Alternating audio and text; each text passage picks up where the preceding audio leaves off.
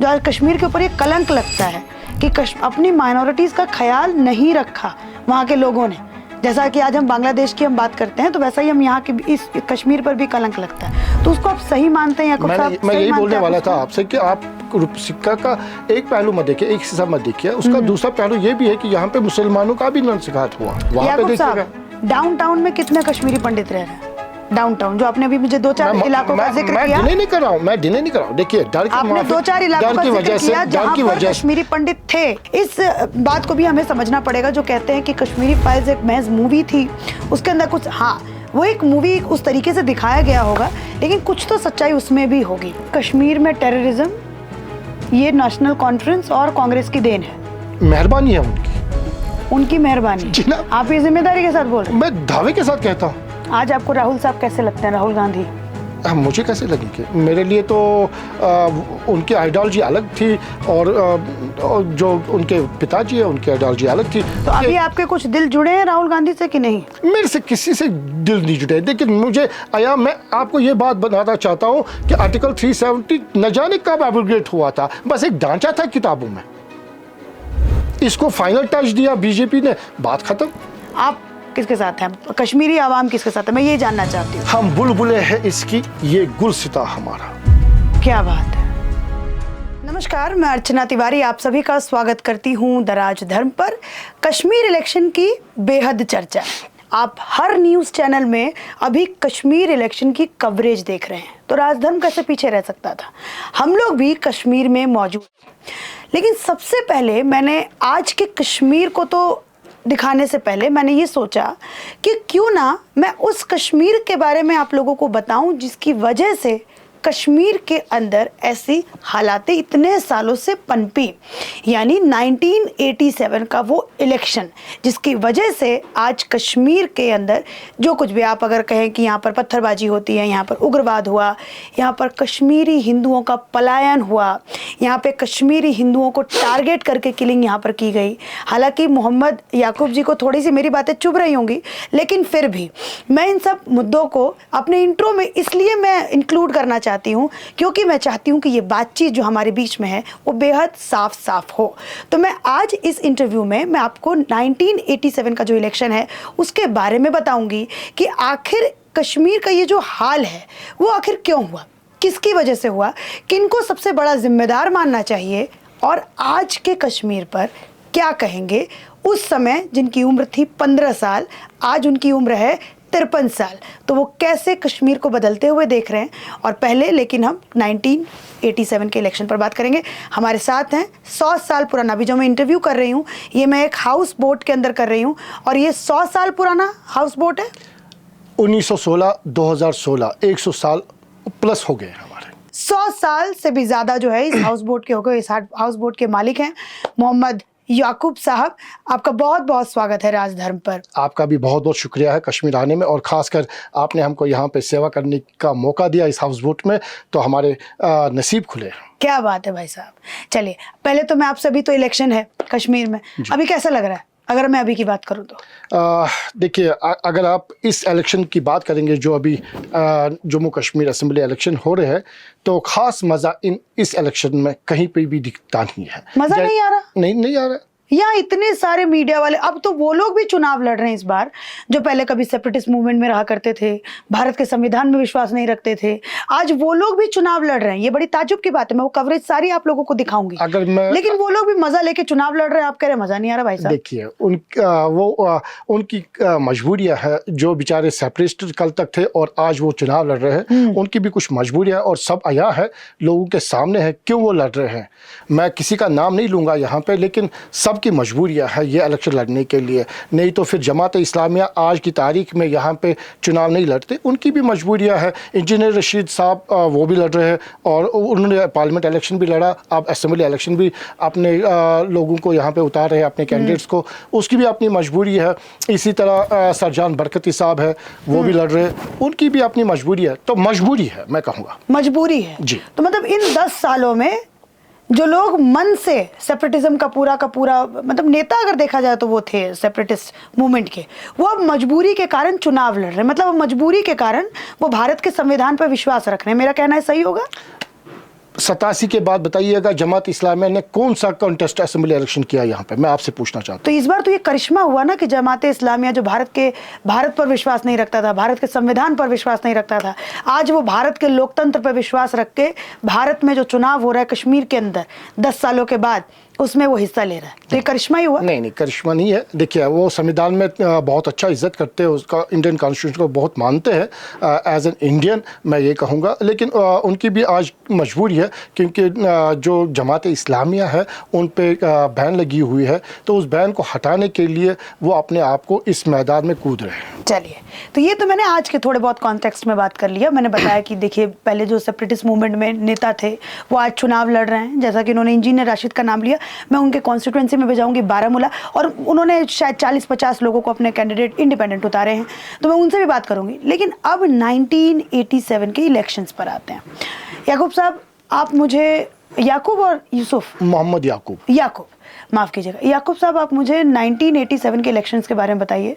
आपकी उम्र थी उस समय 15 साल? जी, करीबन 20 साल। 20 साल, करीब 20 साल जी। ठीक, तो क्या उस समय था पूरा, मुझे अगर आप अच्छे से बता पाएं तो? क्या कुछ बहुत जोश और खरोश था लोगों में, क्योंकि एक नई तंजीम उभर के आई थी आफ्टर नेशनल कॉन्फ्रेंस के बाद एक बड़ी पार्टी जो मुस्लिम मुत्तहिदा महज के नाम से मानी जाती थी, जिसको हम शॉर्ट फॉर्म में MUF कहते हैं। MUF, ठीक है। तो वो उस टाइम उभर के आई थी और लोगों में बड़ा एक सरप्राइज पार्टी आई थी। लोगों के अंदर बहुत जोश व खरोश था। जैसे मैं उस टाइम की बात करूँ एज अ यंगस्टर, मुझे भी ज़बरदस्त खुशी थी कि एक नई पार्टी आई है जिसका नाम जो मुसलमानों का हक की बात करती है। नहीं, ऐसा कुछ नहीं है। यहाँ पे जैसे आप हर एक न्यूज़ चैनल में यही कहा जाता है खानदानी राज, तो कम से कम वो जो खानदानी राज को किसी ने ललकारा तो वो मुस्लिम यूनाइटेड फ्रंट ही था उस टाइम। और एक नई पार्टी आई थी, तो एक नया बदलाव देखने के लिए लोग बहुत खुश थे। और जिस तरह फिर जब 87 में यहाँ पे इलेक्शंस हुए, मुझे मालूम है, मैं आपको एक किस्सा सुनाऊंगा कि इतने ईगर थे हम सब लोग, जम्मू कश्मीर के जितने भी लोग यहाँ पे थे, चाहे वो हिंदू थे, कश्मीरी पंडित थे, मुसलमान थे, सिख थे, ईसाई थे, सब में यही वॉच एंड वेट कर रहे थे कि कौन जीतेगा। तो जैसे लोगों ने जब अपने जो वोट्स है वो कास्ट किए, तो ऐसा कोई फ़र्द बशर नहीं है apart of the comrades of national conference, जो उसके अपने कॉमरेड्स हैं उनको छोड़ के बाकी जितने भी यहाँ की आवाम है, उन्होंने सबों ने अपने कास्ट वोट किए और वो MUF को ही किए थे। हमारे घर में भी MUF को ही किए थे सबों ने, चाहे आप जनूब से शमाल और मगरिब से मशरिक तक अगर बात करें तो सब लोगों ने यहाँ पे MUF को ही वोट डाला था। और मेजॉरिटी जो वोट्स में हम देख रहे थे कि मेजॉरिटी ऑफ सीट्स अब MUF लेके आएगी और यहाँ पे एक नई हुकूमत आएगी। लेकिन उसके बरक्स क्या हुआ कि तब एक दूरदर्शन जो एक ही वाहिद चैनल थी यहाँ पे, तब वो एक फिल्म उस पर दिखाते थे, बीच बीच में अनाउंसमेंट भी होते थे। तो जो छोटे छोटे बच्चे वो फिल्म देखने के लिए रहते थे और हम लोग जैसे हम वेट करते थे कि कब मुस्लिम मुत्तहिदा महज का अनाउंसमेंट होगा कि फलानी जगह से मुस्लिम मुत्तहिदा महज इतने वोटों से या इतनी सीटों से आगे है। मतलब इलेक्शन होने के बाद जब रिजल्ट की बात कर रहा हूँ, इलेक्शन जब कास्ट हुए तो तब तो मेजॉरिटी में लोगों ने उनको कास्ट किया। अफसोस की बात है कि जब यहाँ पे 87 में ये इलेक्शंस हुए और उसके बाद जो रिगिंग हुई, और मैं दोषी उस वक्त की सरकार को ठहराता हूँ जो यहाँ पे थी, तख्ते नशीन पे थी नेशनल कॉन्फ्रेंस, जिन्होंने मिलकर मरकज़ी सरकार के साथ यहाँ पे मिली भगत की। और जब कुछ उसमें जब दूरदर्शन का भी साथ है कि पहले उन्होंने ऐसे दिखाया था, बाद में फिर उल्टा दिखा। और जमात इस्लामिया जो ज़बरदस्त अरूज पे उस वक्त थी, बड़े सीटों से आगे चल रही थी, ये सबको आया था, सबको मालूम था। लेकिन उसके बरक्स क्या हुआ, जब अनाउंसमेंट हुए तो देखा कि नेशनल कॉन्फ्रेंस हर कॉन्स्टिट्यूंसी से अपनी सीटें जीत के आ रही है। उस समय नेतृत्व कौन कर रहे थे? फारूक अब्दुल्ला साहब। फारूक अब्दुल्ला साहब। और किसके साथ अलायंस में थे? राजीव गांधी, क्योंकि मरकजी सरकार कांग्रेस की थी और यहाँ पे जो जम्मू कश्मीर में नेशनल कॉन्फ्रेंस तख्त नशीन थी, तो उन दोनों की मिली भगत से ये सारा जो उस टाइम खेल खेला गया। और उसके बाद जो भी कश्मीर में अब तक हुआ, तो मैं नटशल में कहूँगा और बिना खौफ और बिना डर के ये कहूँगा कि जो भी हमने 35 सालों में यहाँ पे भुगता वो 1987 के इलेक्शन का जो वहाँ पे धांधली हुई उसका नतीजा था। अच्छा, तो 87 जब इलेक्शन हुआ और उस समय राजीव गांधी जी जी। जो हमारे देश के प्रधानमंत्री भी जी, रहे जी। और फारूक अब्दुल्ला साहब, इन दोनों का यहाँ पर गठबंधन था और गठबंधन के साथ ये चुनाव लड़ रहे थे। आप मुझे बता रहे कि MUF मुस्लिम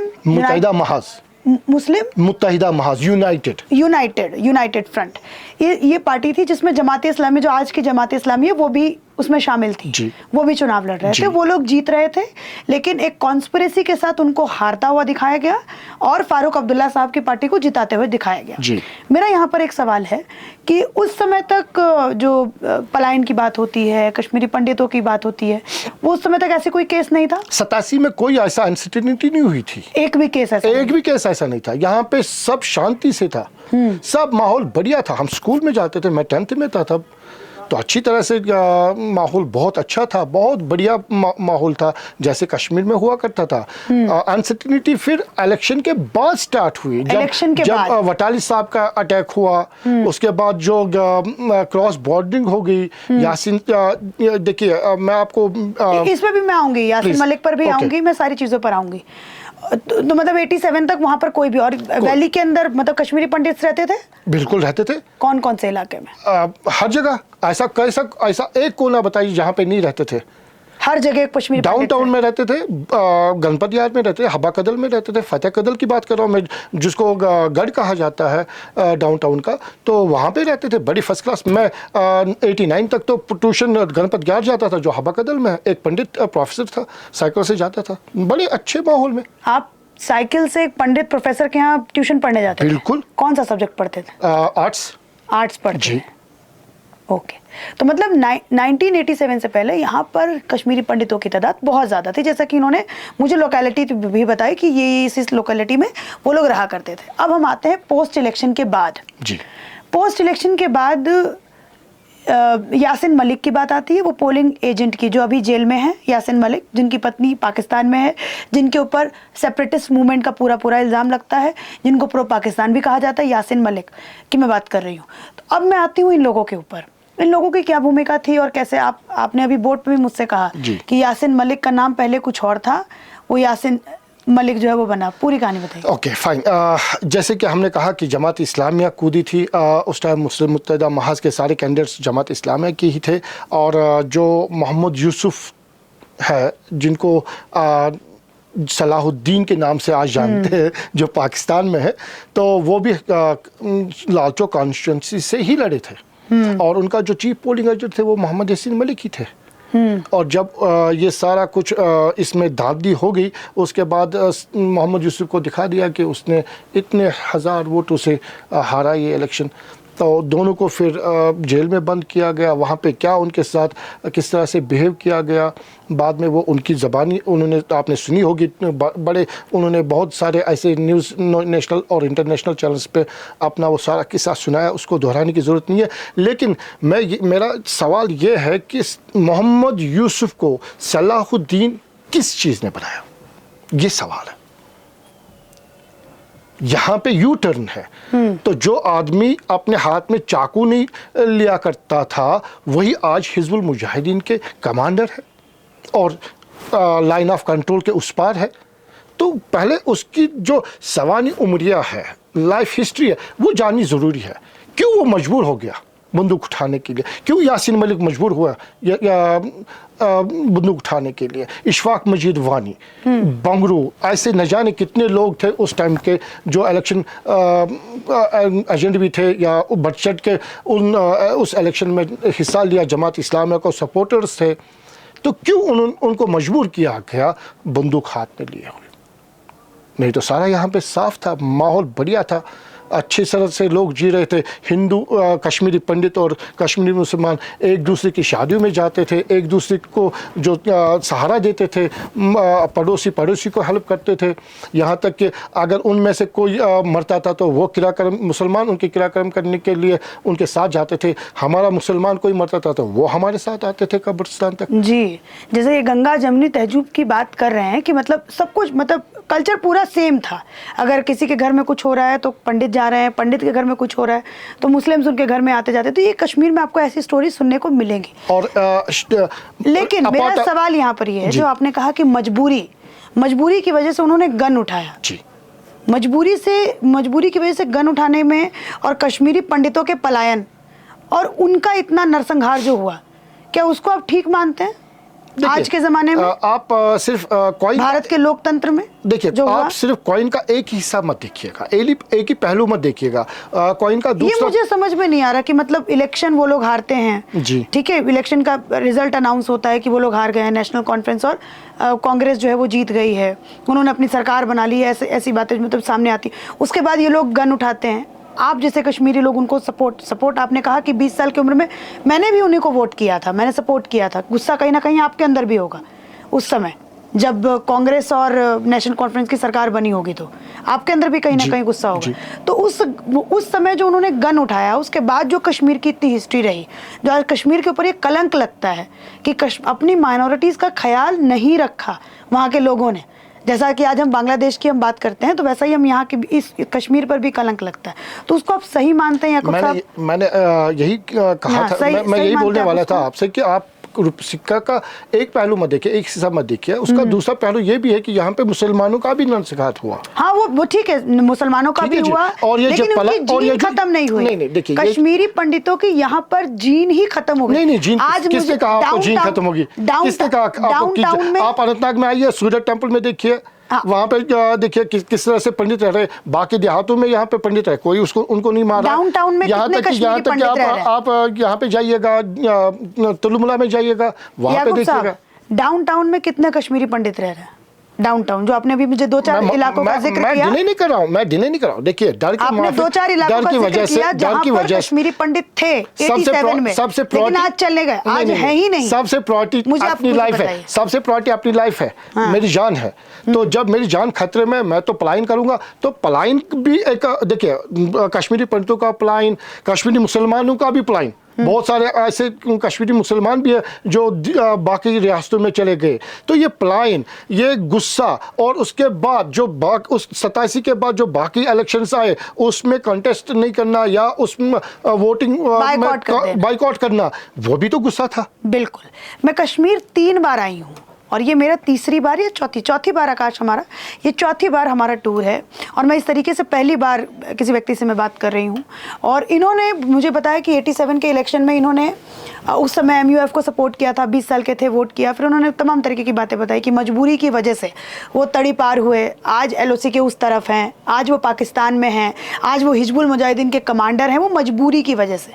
लेकिन वही मेरा सवाल बार बार रहता है, इसीलिए मैंने अपने पहले ही सवाल में इनसे जिक्र किया था कि 87 में ऐसे कौन कौन से इलाके थे कश्मीर के अंदर जहाँ पे कश्मीरी पंडित रहते थे। आज उनके घर वीराना है। अगर आप देखेंगे तो उनके, मैं सही हूँ या गलत हूँ? सही है, सही हूँ। आज उनके घर जो है वो पूरे वीरान पड़े हुए हैं। आप कश्मीर वैली में घूमिए, आप श्रीनगर में आपको चुनिंदा कितने 5 या 10 क्या घर मिलेंगे कश्मीर? नहीं, ज्यादा है, अधिक है, बहुत है। फिर भी कितना? बहुत है। फिर भी कितना? डाउनटाउन में कितना? डाउनटाउन में करीब 1000 होंगे, लेकिन बाकी देहातों में तो है। आप इधर डाउनटाउन और रैनाबारी और तमाम तरीके के जो आपने मुझे इलाके बताए, उसके अंदर कितने कश्मीरी पंडित होंगे?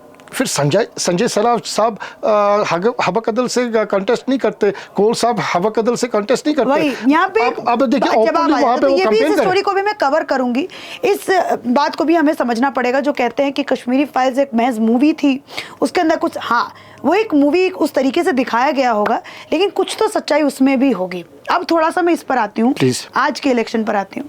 आप कह रहे हैं उस समय नेशनल कॉन्फ्रेंस और कांग्रेस जिम्मेदार थी, मतलब कांग्रेस कश्मीर के अंदर कोई गुंजाइश ही नहीं है ना बोलने की। तो कश्मीर में जो टेररिज्म हुआ उसके जिम्मेदार कांग्रेस, जो भी 35 सालों में हमने देखा उसका जो जिम्मेदार है वो कांग्रेस है, मरकजी सरकार उस टाइम की, जिन्होंने नेशनल कॉन्फ्रेंस के साथ गठजोड़ करके यहाँ पे जो दांडी की 87 के इलेक्शन में, तभी तो लोगों को गुस्सा आया और कहा कि हमारे वोट डालने से यहाँ पे कोई फ़ायदा नहीं है, क्योंकि जो भी होता है बाद में मरकजी दिल्ली से ही सब कुछ फाइनल होता है, तो मेरा वोट डालना किस मतलब का फिर।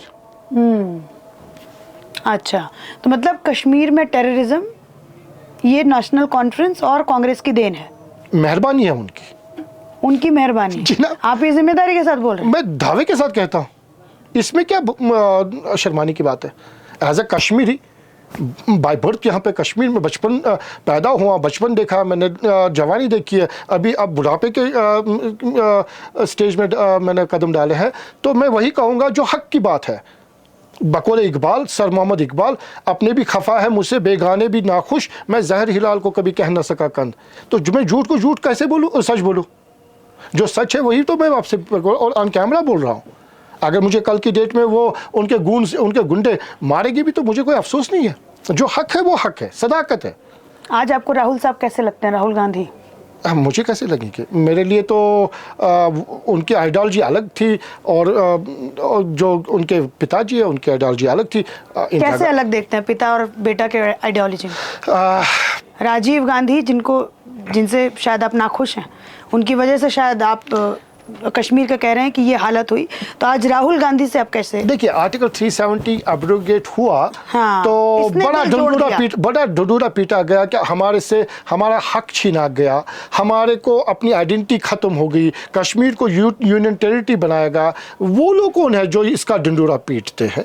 वो भी नेशनल कॉन्फ्रेंस ही है, कोई दूसरा नहीं। मैं नहीं हूँ, मुझे मालूम, मैंने इतिहास पढ़ा है। मैं उन लोगों से कहना चाहता हूं, जब यहाँ पे हमारे खुद के प्राइम मिनिस्टर हुआ करते थे और प्रेसिडेंट हुआ करते, सदर रियासत और वज़ीर आज़म हुआ करते थे, तो उसको रीनेम किसने कराया? आप पूछे उनसे कभी, अगर आपकी मुलाकात उनसे होगी, वज़ीर आज़म और सदर रियासत का नाम किसने बदल दिया? वो तो कांग्रेस और नेशनल कॉन्फ्रेंस ही थे ना। ठीक है जी, जिस पे कैद भी होगी शेख मोहम्मद अब्दुल्ला को। फिर बाद में अगर वो वज़ीर आज़म थे, उन्होंने एज अ चीफ मिनिस्टर क्यों एक्सेप्ट किया? क्योंकि वो तो अपग्रेड नहीं हुए, डिग्रेड ही हुए। वज़ीर आज़म से, प्राइम मिनिस्टर से वो चीफ मिनिस्टर बनाया गया जी। तो ये कोई डिसग्रेस की बात नहीं है। तो अभी आपके कुछ दिल जुड़े हैं राहुल गांधी से कि नहीं? मेरे से किसी से दिल नहीं जुड़े, लेकिन मैं आपको ये बात बताना चाहता हूँ कि आर्टिकल 370 न जाने कब एब्रोगेट हुआ था, बस एक ढांचा था किताबों में, इसको फाइनल टच दिया बीजेपी ने, बात खत्म। नहीं तो कब का एब्रोगेट हुआ है? बस नाम के लिए किताबों में ये रखा गया था कि हमारे कश्मीर का झंडा ऐसा है, यहाँ से तिरंगा और यहाँ से कश्मीर का झंडा, वहाँ से क्या बोलते हैं इसको, जब धारा लगता था तो यहाँ पे रणबीर सिंह पैनल कोड लगता था, वहाँ पे इंडियन पैनल कोड। अब उस चीज़ को एक बना दिया गया, यकसा हो गया, कश्मीर से कन्याकुमारी एक हो गया, बस ये फ़र्क है। तो खुशी है आपको कश्मीर से कन्याकुमारी एक है? कश्मीर से कन्याकुमारी तो पहले भी भारत एक ही था। मैंने बचपन से सुना है कि Kashmir to Kanyakumari India is one. अब नई बात क्या है? आप किस पक्ष में हैं? आप, जैसे मैं यहाँ पर कश्मीर में घूमती हूँ तो बड़े सारे पक्ष मेरे को सुनाई देते हैं। ये कश्मीरी एक ऐसी जगह है जहाँ पे मैं इतने पक्ष सुनती हूँ। कुछ लोग कहते हैं जी हमें फ्री कश्मीर चाहिए, कुछ लोग कहते हैं अब तो पाकिस्तान का लोगों ने साथ देना बंद कर दिया क्योंकि पाकिस्तान की ऐसी हालत हो गई इस वजह से, और कुछ कहते हैं कि हम नेशनलिस्ट हैं, हम भारत के साथ हैं। आप याकूब साहब? हम सारे सारों के साथ हैं, हम सारे सब के साथ हैं। यहाँ पे आज कोई भी कैंडिडेट किसी भी पार्टी का आ जाएगा, मैं जिंदाबाद करूँगा। वो निकला दूसरा आ गया, उसको जिंदाबाद करूँगा। आपने देखा होगा जब नॉमिनेशन हुआ करता था, वही बंदा नेशनल कॉन्फ्रेंस के साथ है, वही पीडीपी के साथ है, वही कांग्रेस के साथ है, वही बीजेपी के साथ है। तो हम सारे सब के साथ हैं, मैं किसी का पक्ष नहीं ले रहा। यहाँ पे आपको इस रियासत की सियासत ही ऐसी है, आपको समझ में भी नहीं आएगी इस रियासत की सियासत क्या है। तो आप किसके साथ हैं? मैं फिर से वही पूछ रही हूँ। भारत जो आज जैसे इसको तोड़ा जा रहा है ना पूरी तरीके से कि भारत मतलब कश्मीर भारत का ही है एक तरीके से। फ्री कश्मीर जो चाहते थे वो अब उनकी चाहत ही रहेगी। जैसे सेपरेटिस्ट नेता जिसमें यासिन मलिक और इंजीनियर राशिद अभी जिन्होंने ज्वाइन किया है, अलायंस किया है जमात इस्लामिया के साथ, कभी वो भी चाहते थे कि हम फ्री कश्मीर बनाएं। आप किसके साथ हैं? कश्मीरी आवाम किसके साथ है? मैं ये जानना चाहती हूँ। हम बुलबुले हैं इसकी, ये गुलसिता हमारा। क्या बात है। चाहे वो हिंदू हो, मुसलमान हो, सिख हो, ईसाई हो, जैन हो, बौद्ध हो, किसी भी धर्म मसलक से कोई सी ताल्लुक़ रखता है, ये इस हिंदुस्तान के गुल है। हम बुलबुले हैं इसके, और ये जो पूरा वतन है हमारा, ये गुलसिता है। क्या बात है, इसके तो तालियां आपके लिए याकूब साहब, मैं खुद बजाना चाहूँगी। और एक आखिरी सवाल आपसे पूछना चाहूँगी, प्लीज। जो कश्मीरी पंडितों के साथ यहाँ पर हुआ, उसके लिए कहीं दिल में कसक होती है कि ये कलंक हम पर नहीं लगना चाहिए था एज अ कश्मीरी? देखिए, यहाँ पे मुसलमानों के साथ भी वही हो। मैं कलेक्टिव बात ही नहीं कर रही हूँ, मैं कंपेयर नहीं कर रही हूँ कि मुसलमानों के साथ। अभी आपने तालियां बजाई जब मैंने कहा हम बुलबुले हैं इसके, तो मुसलमान भी बुलबुला है इसका, और पंडित भी है। तो अगर आपके सामने एक निहत्थे मुसलमान का कत्ल होता है, उसको AK-47 से गोली मारी जाती है, तो आपको दुख नहीं होगा? बिल्कुल होगा। मुझे भी ऐसा हुआ जब मैंने कश्मीरी पंडित को मरते हुए देखा। तो मैंने इसीलिए सीधा आपसे पूछा, मैंने इसमें कोई हिंदू, आप दोनों का बताइए, मैंने इसलिए सीधा आपसे पूछा। Be secular. आज मैं बिल्कुल सेक्युलर हूँ, लेकिन मैं ट्रू सेक्युलर हूँ। मैं भी ट्रू सेक्युलर हूँ। तो जब मैंने यहाँ पे अपने कश्मीरी, चाहे वो कश्मीरी पंडित हो या कश्मीरी मुसलमान हो, जब उनका उन निहत्तों, उन इनोसेंट इंसानों का कत्ल हुआ, तो मैं आपको यहाँ पे एक लॉजिक दूंगा इस्लामिक थ्योरी का, कि जब मोहम्मद साहब ने पीस भी अपॉन, उन्होंने कहा कि जब एक इंसान, निहत्था इंसान का कत्ल होता है तो इंसानियत का कत्ल होता है, और कश्मीर में भी वही हुआ, इंसानियत का कत्ल हुआ। क्या बात है। आज आपके प्रोफेसर का घर है यहाँ पे, जिनके पास आप पढ़ने जाते थे?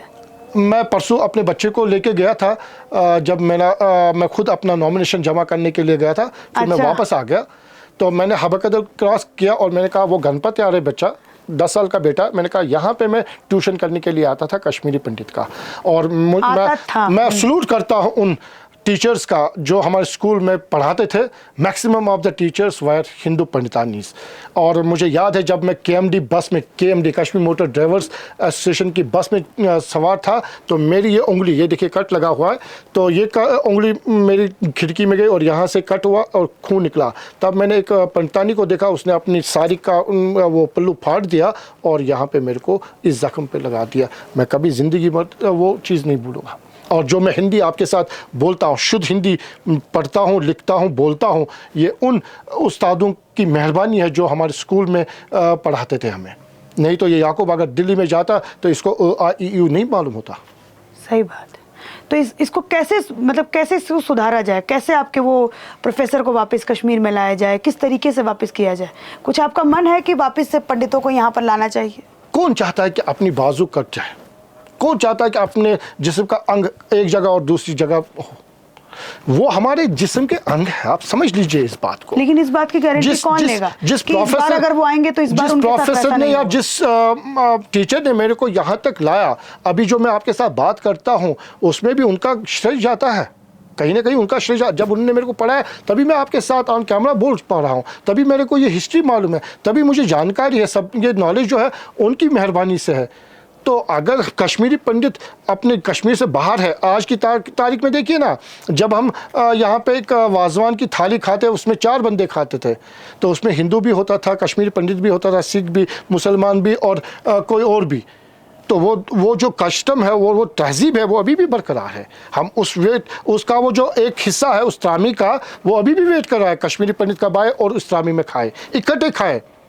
ये नहीं होता था कि ये कश्मीरी पंडित है, इनको अलग लाइन में रखिएगा, मुसलमान है तो अलग लाइन में खाते थे। सब यकसा होता था, एक ही सब में खड़े हुए महमूद वायास, ना कोई बंदा रहा ना कोई बंदा नवाज। क्या बात है याकूब साहब, क्या बड़ी बात आपने कही है। इस इंटरव्यू के माध्यम से मैं आपको यही समझाना चाहती थी कि देखिए, ये कश्मीर अगर आप आएंगे, लोगों से अलग अलग तरीके की बात करेंगे, तो आपको अलग अलग लोगों की धारणाएं, लोगों की सोच आपको यहाँ पर सुनाई देगी। कुछ कहेंगे डेवलपमेंट यहाँ पर हुआ है, लेकिन याकूब साहब थोड़े से कश्मीर से नाराज है मेरे ख्याल से। नहीं नाराज, क्या कहेंगे? 10 सालों में कुछ कश्मीर ने डेवलपमेंट देखी? चूंकि हम सुनते तो बहुत ज़्यादा हैं, हमने डेवलपमेंट भी देखी, टूरिज्म भी देखा कि हमने इतनी ज़्यादा जो है बढ़ी है। आप बताइए। देखिए डेवलपमेंट आप की बात कश्मीरी हैं। मैंने कहा ये कि आखिरी सवाल है आपसे। मैं सदाकत बोलूंगा, सच बोलूंगा, सत्य बोलूंगा। मैं मिलावटी बातों में विश्वास नहीं रखता हूँ। जी। डेवलपमेंट अगर कोई डिनाई करे कि डेवलपमेंट नहीं हुई है, आप एक कश्मीरी ऐसा खड़ा करके दिखा दीजिएगा जो बोलेगा कि डेवलपमेंट नहीं हुई है। डेवलपमेंट हुई है, और 85, 87, 86, 84, 82, 77 से भी ज़्यादा हुई है। कभी मैंने नहीं देखी थी इतनी डेवलपमेंट होती हुई जितनी आज देखी है। एक उस दिन देखी जब यहाँ पे चीफ मिनिस्टर, वजीर आला, क्या नाम था शेख साहब का जो सानी ला था, उनके टाइम में मैंने देखा कि जो उन्होंने सड़कें बनाई थी, उस टाइम ज़बरदस्त वॉर फुटिंग पे डेवलपमेंट हुई, और आज दोबारा वही डेवलपमेंट देखी है। और टूरिज़्म की बात करेंगे तो टूरिज़्म का मेरे को थोड़ा अपनी जगह गिला शिकवा है। वो ये है कि टूरिज़्म आया, यहाँ पे फुटफॉल हुआ, इसमें कोई दोहराई बात नहीं। बहुत ऐसा आप मेरा इंटरव्यू देखिएगा, मैं बार बार यही कह रहा था कि रिकॉर्ड टूट गए हैं। इतने यहाँ पे सयाह आ गए, इतने यहाँ पे टूरिस्ट आए, लेकिन कहीं दूसरी एंड पे देखें तो अरबाब हुकूमत से हमें गिला शिकवा भी। और मैं आपको आपके चैनल के माध्यम से उन तक ये अपनी आवाज़ पहुँचाना चाहता हूँ कि हम 35 साल इतने टूट गए थे, और अब की बार उन्होंने और भी हमारी जो हमारी कमर की हड्डी है वो तोड़ी, इस तरह से कि जो ये हाउस बोट है इसका रिन्यूअल चार्ज हमारा 2500 हुआ करता था एनुअली हर साल के बाद। लेकिन इस बार इन्होंने ऐसा अनाउंसमेंट किया जिससे हर हाउस बोट ऑनर का या होटलियर का रीढ़ की हड्डी टूट गई। वो ये है कि हमें हर 2 साल के बाद यहाँ पे इस हाउस बोट के रिन्यूअल लाइसेंस के लिए 50,000 देने हैं, आधा लाख रुपया। तो कहाँ से वो जुड़े? हर 2 साल में? हर 2 साल में। एक दिन का किराया कितना है आपके हाउस बोट का? अगर देखिए ऑन कैमरा बोलिए, क्योंकि मैं शाम को बिल्कुल आप दिखा दीजिए, डिपार्टमेंट टूरिज्म को दिखाई, यूनियन टूरिज्म मिनिस्ट्री को दिखा दीजिएगा। कितना लेते हैं आप एक दिन का किराया? हमारा जो यहाँ पे रेंट है हम जो लेते हैं वो 4,000 या 4,500 लेते हैं। उसमें सुबह का नाश्ता और रात का खाना 2 जनों का। तो बताइए 2 साल में अगर 50,000 देना पड़ रहा है तो कौन सी बड़ी बात है? एक दिन में आप 4, जब सीजन का समय होता है तब कितना लेते हैं? यही तो गलत फहमी है, बताइए ना। यही पे तो प्रॉब्लम है। आप लोग दिल्ली से, आपको मालूम नहीं है, आपने ये नहीं पूछा कि हमारा सीजन कितने दिनों का है। हमारा सिर्फ महज 90 दिन का सीजन है, 90 डेज। तो 300 out of 365 minus 90 days, rest of the days our houseboat remains vacant. हमारा हाउस बोट खाली रहता है, तो उसका क्या? सीजन के टाइम पे कितना? मैं ये बस वही तो मैं कह रहा हूँ ना आपको। आप मल्टीपल करिए। हाँ बिल्कुल, आप मल्टीपल करिएगा। 400 इंटू 2 रूम्स 8,000 इंटू 90 डेज, देखिए कितना होता है। उसके बाद आप देखिए मरना भी इसी में, जीना भी इसी में, शादी भी इसी में, खाना भी इसी में, दवाई भी इसी में, गेस्ट का खर्चा भी, इसका रिनोवेशन भी, इसका बाकी जो अखराजात है, हमारे घर के जो खर्चे वो भी इसी में है। तो कितना होगा, कवर कितना होगा? आप मेरा हाउस बोट 2 साल के लिए लीज लीजिएगा, उसके बाद मुझे आउटकम बताइएगा। मैं यही बोलता हूँ आपसे। चलिए, ये सारी बातें हमने याकूब साहब से की, मुझे बहुत अच्छा लगा इनसे बात करके। हमने हर मुद्दे पर बात की, इनके हाउस बोट पर भी बात की, फिर इनके गिले शिकवे भी हमने सुने, और फिर उन्होंने ये भी कहा कि जिस तरीके से यहाँ पर डेवलपमेंट हो रहा है इन्होंने बहुत पहले देखा था, और आज ये इस तारीख में 24 में देख रहे हैं कि कश्मीर में इतना ज़्यादा डेवलपमेंट हो रहा है। शायद यहाँ का युवा फिर थोड़ा बहुत डेवलपमेंट से खुश है कि नहीं? बिल्कुल है, क्यों नहीं है। नाम याद आ गया मेरे को, शाह साहब।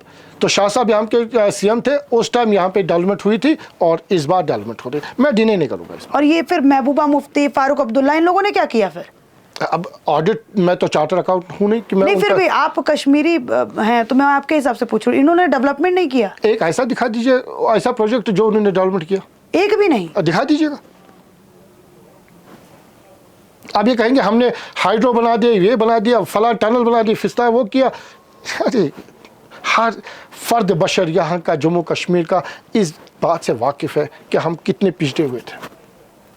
अगर आज आप किसी भी होटलियर के पास जाएंगे, किसी भी टैक्सी ड्राइवर के पास जाएंगे, किसी भी शिकारा वाले के पास जाएंगे, किसी भी घोड़े वाले के पास जाएंगे, किसी भी स्लेज वाले के पास, गाइड के पास जो टूरिज्म पे रिलाई करता है, उनसे पूछिए कि आज 2 साल से आप कितने खुश हैं। जवाब मिलेगा इससे ज़्यादा खुश कभी नहीं थे 35 सालों में जितना आज है। क्या बात है, क्या बात है। बहुत बहुत शुक्रिया याकूब साहब आपसे, थैंक यू, आप हमसे बात किए और हमारी टीम यहाँ पर आई, और आपका हाउस बोट बहुत खूबसूरत, शुक्रिया, बहुत धन्यवाद, खूबसूरत। Thank you so much.